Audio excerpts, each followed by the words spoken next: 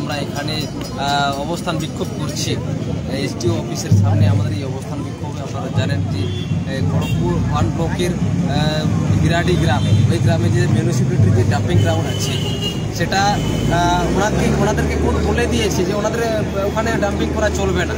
তারপরে ওনারা অনেক কিছু বলে বেড়াচ্ছেন বাইরে, আমরা শুনতে পাচ্ছি যে আমরা করবো, আমাদের অনুমতি আছে। তো অথেন্টিক ডকুমেন্ট দেখান, ওনারা তো এখনো দেখাতে পারেননি।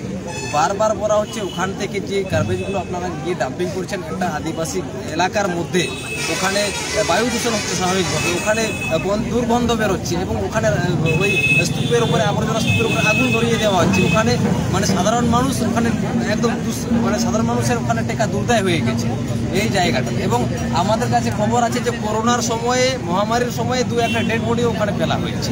এইরকম মানে দীর্ঘদিন ধরে অভিযোগ এসেছে আমাদের কাছে। আমরা বারে বারে প্রশাসনের দ্বারস্থ হয়েছি, এসডিওর কাছে এসেছি, চেয়ারম্যানের কাছে গেছি, অনেকজনের কাছে গেছি। মানে ওনারা আমাদের আবেদন, আমাদের অনুরোধ শোনেননি। আজকে আমরা বাধ্য হয়েছি ওনাদেরকে আগাম জানিয়ে, আজকে আমরা বাধ্য হয়েছি এই কর্মসূচিতে আমরা মানে আজকে নামতে বাধ্য হয়েছি। তো আমাদের এই কর্মসূচি অনির্দিষ্টকাল চলবে এবং লাগাতার ঘেরাও অভিযান চলবে যতক্ষণ না ওখান থেকে ডাম্পিং গ্রাউন্ডে যে গার্বেজগুলো আছে ওটা তারা সরায় এবং ডাম্পিং বন্ধ করতে হবে। আমাদের লোক ওখানে বন্ধ করে দিয়েছে, আজকে চলছে না। আমরা অলরেডি 2টো গেটে তালা লাগিয়ে দিয়েছি। আমরা ওখানে আমাদেরও লোক আছে, আন্দোলনকারী আছে, তারা ওখানে ওই ডাম্পিং গ্রাউন্ডে তারা ওখানেও আছে। এবং এখানে যারা এসেছে ওই এলাকার লোক, এটা তো মানে পুরো একদম ব্লকের লোক কি সাব ডিভিশনের লোক আসেনি, যারা এফেক্টেড হয়েছে, যাদের সমস্যা হচ্ছে তারাই মূলত ম্যাক্সিমাম তারাই এসেছে। গ্রিন টার্মিনাল কোর্টে আপনারা কবে মামলা করেছেন, কোন বছর? ওটা আমার যারা লিডাররা স্পেসিফিক জানেন তারা বলতে পারবেন। মানে এই বিষয়ে আমি খুব একটা অবগত নই, তবে আমি এটা জানি যে গ্রিন ট্রাইব্যুনালে থেকে এবং সুপ্রিম কোর্ট থেকে আমাদের হচ্ছে মিউনিসিপ্যালিটির এগেনস্টে যে রায়গুলো আছে তার অথেন্টিক ডকুমেন্ট আমাদের কাছে আছে। আমরা বিভিন্ন সময় সাবমিট করেছি, কিন্তু ওনাদের কি আছে ওনারা এখনো দেখার এখনো পর্যন্ত সেগুলো অফিসিয়ালি আমরা কোনো পাইনি। মানে এখন ঘেরাও করেছি, মানে এই পরিস্থিতিকে ওই ম্যানেজ করার জন্য আলোচনা তো ওনারা করতেই পারেন। মানে এই পরিস্থিতি থেকে বেরোনোর জন্য ওনারা যে আমাদের ডিমান্ডকে শর্ট আউট করার জন্য, আমাদের সমস্যা সমাধানের জন্য আলোচনাতে এগ্রি আছেন কি এগ্রি নেই সেটা আমি বলতে পারছি।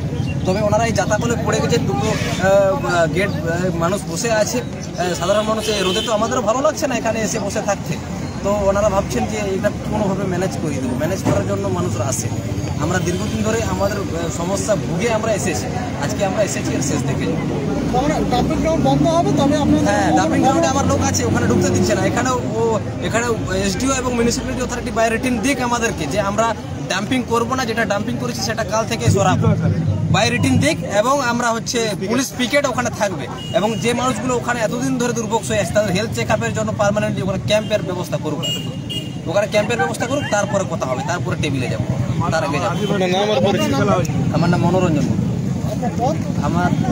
আমি ভারত জাকাত মাঝি পারনা মহলের অবিভক্ত মেদিনীপুর জেলার সহসভাপতি। और नुका सांताल को असना का खबर नेल लगी सांताल टुडे सांबन तहनमा न्यूज चैनल जहां नाव को हजूक अवश्य सब्सक्राइब जोहार।